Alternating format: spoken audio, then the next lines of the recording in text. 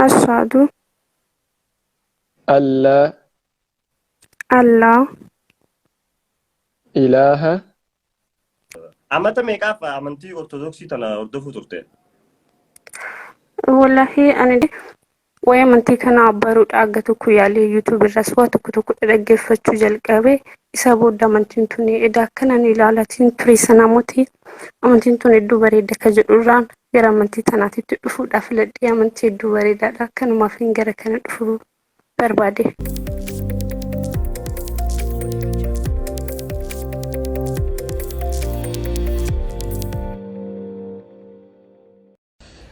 Assalaamu alaikum warahmatullahi wabarakatuh.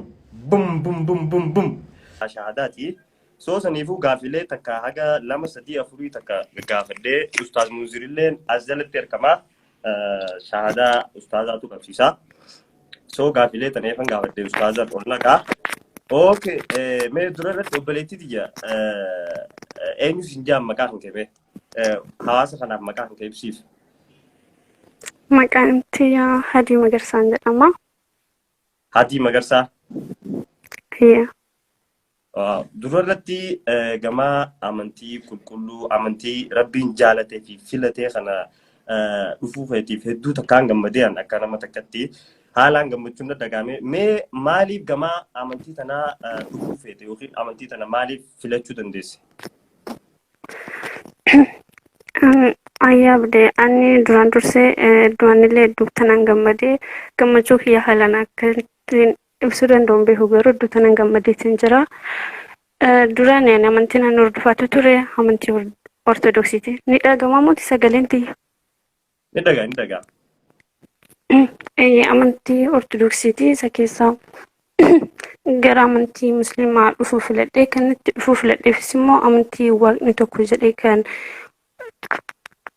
rabbi tokkoof qofa salaatamuu kan qabuudhaaf waan ta'eefidha. Inni lammaffaan immoo bareedina amantii islaamaa hedduudha. Duraan gaafan amantii biraa keessa taa'ee waa'ee amantii kana ilaalu amantiin tun akka waan hin taanetti ilaalaatiin hin ture akka mataa xiyyaatti jechuudha. Waa baay'ee jechaatiin hin ture jechuun faarfachuun ture mana amantii biraa sana keessa amantii islaamaa akka hin taanetti ilaalaati ture.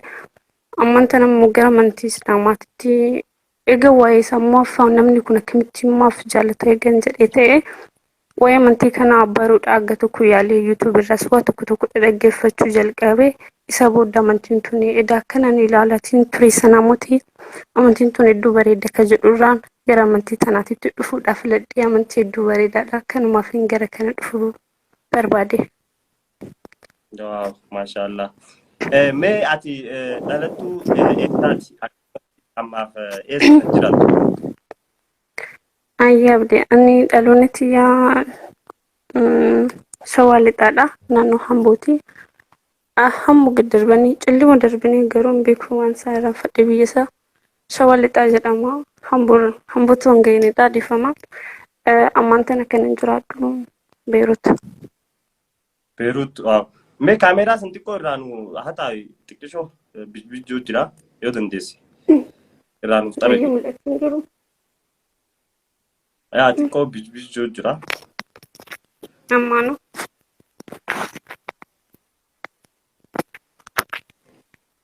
Umaara koon qabu sagaleen dhaga'amnaan. Si dhaga'a. Okay. Amma Beerut jiraattaa? Ayyee Beerut ni jiraadha. Maashaallah. So amata meeqaaf amantii ortodoksii tana hordofuu turte? Wallahi ani daa'imummaadhuma tiyyarraa kaaseeyyuu gara Finfinneetiin dhufee achi dhufnaan amantii tanaan hadaadolee tiyyatu jiru achi keessa turanii waa'ee amantii sanaa achumaan suma barachuu jalqabe waggaa baay'eedha. Kanaan achitti amantii akka amantii bichaa akka baradhe waggaa 7 daa'imummaadha kaasee jechuudha. Waa'ee amantii bichaa barachuudhaaf gasimmoo achi keessa faarfattuun ture. Kan inti baradhe immoo mana amantii Buraayyuu Kattaa Dabra Salaam Madanalam kan jedhamutti achittiin baradhe achittiin tajaajilaas ture. Mee amantii tanarraa waan jaalatte waan irraa jaalatte amantii musliimaarraa? irra na deebitaa abdeen dhageenya dhifamu. Amantii musliimaa kanarraa waan sadii waan irraa jaalattee gama ishee dandeessaa? Waan gamaa amantii islaamaa waan haala jaalatte sadii. Ayya. Tokkoffaan rabbii tokkotti amanuudha. Lammaffaan immoo dubartiin tamiyyuu taanaan sattarachuudha.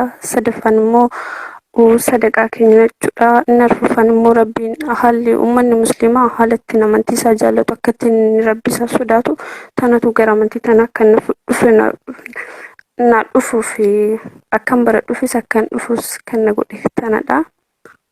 Kanuma. Maashaallah, maashaallah. Waaw, hedduu galatoomne. Amma asumaanuu ustaaz muuziq fedhaa soo shaahadaa qabachuudhaaf qophiidhaa jechuudha ammaan kana. Ayya abdii qophiidha. Okay, ustaazaan nagaa maashaallah. Awwatu waa'ee godhaaf warrees jalaa hundi keessanuu Allahu Akbar maashaallah. Warra hafanillee akka gama amantii tanaa dhufaniif. Ustaaza si erkeetiin jira kootu seenii sagantaa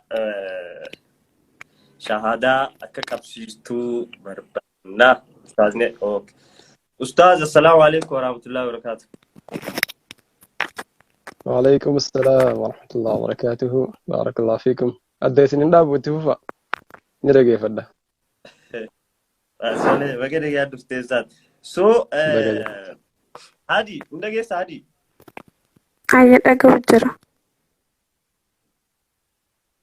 Ustaazinillee dhufee jira. Saniifuu shahadaa qabachuudhaaf qophooytee jirtaa jechuudha eefa amantii tana dhufte. Mee hangam bubbultee eefa amantii tanatti seenu yookiin immoo gama amantii tanaa qabachuu eefa barbaadde keessi kan ka'e eefa fudhate hangam turtee jirta? Abda asirratti waa tokko sii kaasuufiin barbaada. Dhiifama waliin amantii tanaa kanan duraan dursan beekun ture waa'ee amantii tanaa halaalarraan amantii ortodoksii keessa jiru faaruudhaanis ta'e waan adda addaatiin ni arrabsina ture. Waa'ee amantii islaamaa tasumaan beeku naannoon itti dhadhe miskiinillee takkaan illee jiru. Achi jedhee as biyya kana dhufee akka carraatee manneen dhufeetti gale mana musliimotaatti rabbiin akka kana sodaatu ni salatu kaza. Achi sabooda mana isaaniitii beektu hin jiru akka carraatee waggaa darbedha. Ramadaan asoo mana keessadha. Namni tokko waa'ee amantii islaamaa nama arrabsaa ture tiiktookii irraa. Tiiktookii kanallee hedduu tanaaf fayyadamu. Achi namni sun yoo hin beektu ta'e warreen as jala jiraatan illee beekuu dandeechu. Achumaan inni sagalee wayii galaksiitiin hin ture. Achi yaa arrabsuus maaliif jala deemtaniitu wanti koomentii gootan fa'aa jedheen viidiyoo wayii galaksii achi mucayyoon tokko keessaan dhuftee amantiin mee akkana mootii akkana naan jettee na gursite. Dhaggeeffadhu naan jettee isa duuba achi waa'ee amantii sana maal jechuudha tun jennaan ani garuu hin beeku amanuu fi amanuu baadhullee situu beekaa rabbii ka qalbii keessa yoo si kaa'e ni fudhataa yoo fudhachuu baattis immoo kafaruu ni dandeessa garuu amantiin teenya tana naan jettee waan adda addaa sheeriin naa gooti karaa yuutuubii kanaan dhaggeeffadhu ni ilaalta bareedina kanaa waa'ee hedduu amantiin islaamaa bee akkasiin achitti ilaaltu ni sanaa mootii naan jettee. Achini sarara kaaseetiin kana amantii islaamaa hordofuu jalqabe jechuudha. Waggaa guutuufan. Wow, wow. Maashaallah. Waggaa guuttee jirti eefa amantii islaamaa onnee keessa seentee jirtu. Maashaallah hedduu kan gammadee wallahi. Mee ustaaza maal jettan?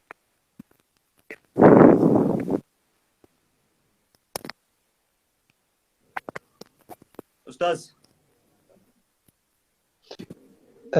dhaga'ama sagaleen kiyya. Si dhageenya amma. Sagaleen kiyya hin dhaga'amu? Si dhageenya. Ni dhaga'ama. Ayyee, salaamu alaikum. Waalaikum Waalaikum salaam. salaam. Maaliif akkati hin beeku sagaleen turee si bira ga'a? Ichi xiqqoo turteen naa deebisu jirti. Amma salaamtaa ture eegan siin jee. Garuu tureen naa deebista. Mee baasee si deebisu? Qoy baasee si deebisa. Okay, ustaaza baasee deebisa qoy. Anga sagantaan shaadaa gaggeeffamtu namni takka hin beeknaa sagantaa shaadaa gaggeessineeti baanaan ooltu inshaallah. Okay.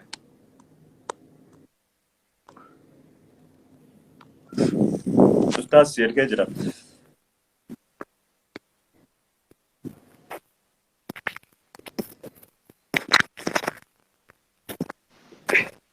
Mee ustaas ammoo amma dhaga'ama? amma si dhagaa. Sagaleen kiyya dhaga'ama amma? Ni dhaga'ama. Ayya. Taate inshallah. Ayyee taate obboleettii teenya Hadii yoo dogongoruu baanne maqaan Hadiidhaami? Ayya. Baga jiraattee, baga walgarree, baga rabbiin seensa baatii kabajaa baatii Ramadaanaa dhageesseemi? Seensa baatii Ayya. kabajaa tana rabbii hiree bareedduu irratti si fide. Baatii tana osoo qunnamin namni hedduun kabiraa du'es ni jira, kabiraa akka malee dhukkubsates jira, kabiraa imaltaa'es jira. Subhaanallah, ati baatii tana jalqaba irratti hiree akkanaa si kennuun waa hedduu si gammade yaani rabbiin amantii irra si haa jabeessu. Waa si gaafachuu barbaadu wahii namni tokko namni amantii islaamaati irratti si dirqawee jira? Wallahi namni tokkoyyuu naan dirqine. Ani gaafan dura waggaaf darbe keessa gaafan waa'ee amantii kanaa intini jedheen nama sun yaa rabsuu si ijoollee waa'ee musliimaa maaf akkana gootu dhuunine achi buleettiin tiyya wayii dhuftee mee ambiraallee sin gorsu jettee sheriidhuma naa gootee dhaggeeffadhu yaa buleettii tiyya naan jettee achi isa booda tiiktookii illee badan fayyadamu viidiyoodhuma sanaan galaksachis dhaamsee waa'ee amantii islaamaa hordofuu jalqabee.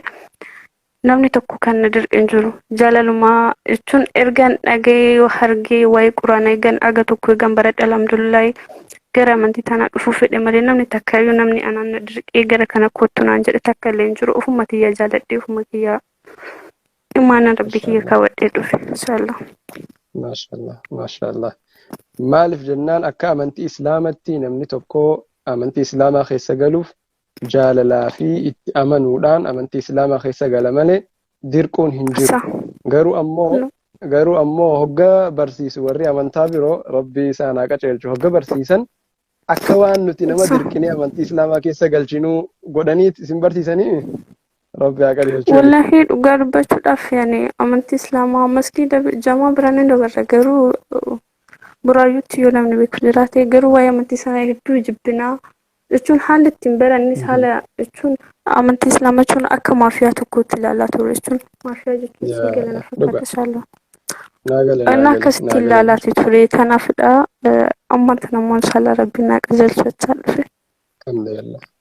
Alhamdulillah rabbi warra kaanillee haa qaceelchu inshallah gama shahaadat dabarra. Abdee waan gaafatu jira moo? No, gama shahaadaa dabarra. Taate inshallah. Taate inshallah. Qophiidha buleetiiti jee qophoyte? Ayya. Taate inshallah. Waan inni isin jehu na jalaa jetta ayyee? Ayya.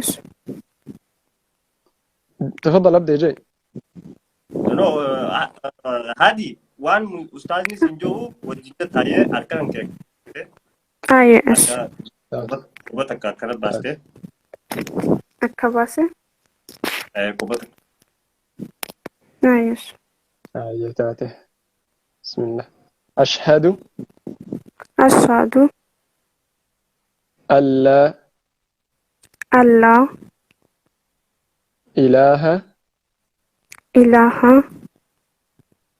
إلا الله وأشهد أن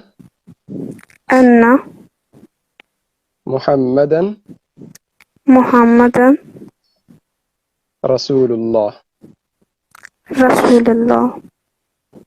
وأشهد أن عيسى رسول الله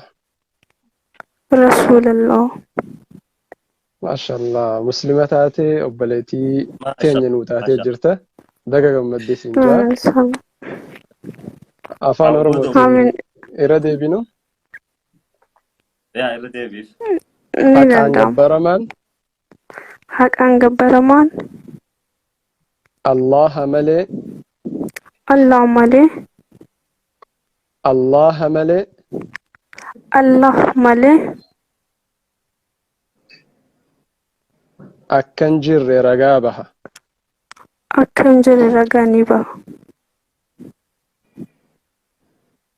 النبي محمد نبي محمد إرجما ساته إرجما ساته رقابها رجابها نبي عيسى يخا يسوس نبي يجو إيسان أي نبي إيسان يسوس إرجما ربيته إرجما ربته رقابه رجانيبا أجا كم مدة بلتي تيا الله ما شاء الله آمين صلى الله تنقلت مول فتاة جواد ربي سوجا جراتو أتي أما أبلتي كينيا مسينسا هردفتوتا تورا نما بيلينا لما تو الدنيا خن الرجرة أتي أما أبلتي نما بيلينا لما تيجو ربين سبحانه وتعالى أكا أمنتي حقات الرت سيغرغاري سيجبيسي الدنيا تنتسي بالكيسي آخرة اللي جنة سيغلچو ربي خيسي خرده قمتشو وهي آمين تقصي صلى كما الله ربي عليه الصلاة والسلام مالجأ نبي محمد صلى الله عليه وسلم مالجأ نمني توكو كافا أمنتي إسلاما كيبالي واني إني سندر بليسي هندينو إساف لك فما إساف أرار ما جأ خنافتي أما آمين نهندره نمني قل كلون نهند خيسا نمني ديلين ساهن دي أرارهمتف أتي يجون نتو دعاي تيتي هاجمنا دعاي إنو ياددو إيغا مسين سامنتي توكو تاتي dirqamaa fi waan irraa eegamu jira miseensa tokkorraa waan san abdee wajji keessaan haasofne inshallah akkati salaatan barachuu jira soomannaa as deema inshallah waan quraana irrattis akkaataa itti wudu'attus maal kana wajjiin mari'achaa deemna inshallah rabbis wajji haa jiraatu. آمين صلى الله قلت مول فتاة abdee maikin keeti abdee yaaddo والله تكاكا رقم مدي في والله rabbis yaa gammachiisa rabbis yaa والله gammachiisa. بلتي تي بغير يا دكتور ام بودو تي نتاتي جرتي هندي لسانو ججبيسون دغتينا خيسان فلو وتني دبيسون دغتينا اسافو بليان شاني خنزل جرتن خيسان ديتني وبلتي تسني تنبودا وانت ببرسيسو قبدني نوتيس خيسان يا سنا وان راي غم هند نوتي هندي بو غمنا ان شاء الله استاذ وان براتي هوجي برات جرتن ساعه ديمو دندسا غسلينا abshir Obboleettiin Denyoo hamaa kaallee narraa jijjiiramuu fajjattu ta'e mirga ishiiti. Yoo kanumaan hin mirga keeti yaa mirga keeti sahaabaan nabiitilleen amantii islaamaa dura maquma umar qabama umar islaamoo duraa fi islaamoo boodallee haga maqaan sun maqaa amantii islaamaatti wajji wal faalleessu amma gabra mikaa'el yoo jee fakkeenyaaf amantii islaamaatti wajji wal faalleessa yooni fi garee maqaa amantii wajji wal qabatu yoo tahe rabbi shirkii wajji wal qabatu yoo tahe hoggasan ni jijjiirama tanii alammoo maqaa kee qabattee wanni guddaan rabbiin qalbii tee ilaala dalagaa tee ilaala hadaraa wanni sidhaama dobbaliitii tiyyaa fi nama birootillee akkuma geeleen teessan taati keeysaan si dubbistee si qaceelte sun akkuma jirtutti geeleen nama jallistullee jirti hadaraa hoggaanii fi karaa haqaa qabattee chaalenjii hedduu si qunnamuu ta'a saahibban gaggaarii filadhu murannoo qabaadhu rabbiin si wajji jiraata rabbiin filadhuun siin jaa inshallah inshallah barakallahu fiika ayya beneget assalamu alaikum Waalaikum salaam warahmatullahi wabarakatuh. So ustaaza hedduu galatoonfannaa maashaallah akkasii obboleettii teenya akkuma ustaaziyeetti waan hedduu waan si qunnamuu jira maaliifi ijoolluma amantaa nutummaanuu kaan agaruu dandeessaa kaan nama salaatu arguu dandeessaa kaan salaanee arguu dandeessaa san hunda laallachuun qabdooti tana booda ni barattaa waan hunda tartiibaan barattaa saniifuu abdii muruun qabdu waan hundarratti karuma sirri akkuma amma jirtu kanatti agartee akkuma shahaadaa qabatte kanatti hanga dhumaa fiixa baatu rabbi si haa godhu Inshaallah Amiin bal'inaa inshallah. wal agarraa hedduu galatoomii waan jettu yookiin gaaffii yoo qabaattu ta'e gaafachuu ni dandeessaa. Karaan si banaa yoo waan jettu qabaattes. Ayyee abdii hedduu kan ulfaadhu galatoomii yeroo kee harsa gootee har'a nagoo jechuun sa'aatii kana gahuudhaaf hedduu na wadhaa ture. Jechuun amantii kana fudhachuudhaaf hedduu iddoo tokkoon hawwii guddaa qaba ture. Har'aan tan alhamdulillah rabbiin naa milkeessu ta'ee jira. Addu'aatillee kan akka yaadni kun muraada naa gahu kan waan na gargaarteef hedduu tan naa galatoomii ulfaadhu. Rabbiin jazaa kee haa baasun jedha. Dhaamsa biraan qabu. Obboleeyyan tiyyaa warreen amantii biraa keessa jirtan yoo jiraatan amantii yoo itti amanuu baattan illee amanuu fi amanuu baatuun fedha keessanii garuu amantii nama sanaa tuquu dura akka kiyyaa kan taane wallaahi itti dhiyaadhaati ilaala amantiin islaamaa akka haalatti nu barsiisan sanaa mootii akka haalatti beeknu sanaan mootii amantiin islaamaa hedduu bareedaadhaan isiniin jedha warreen as jala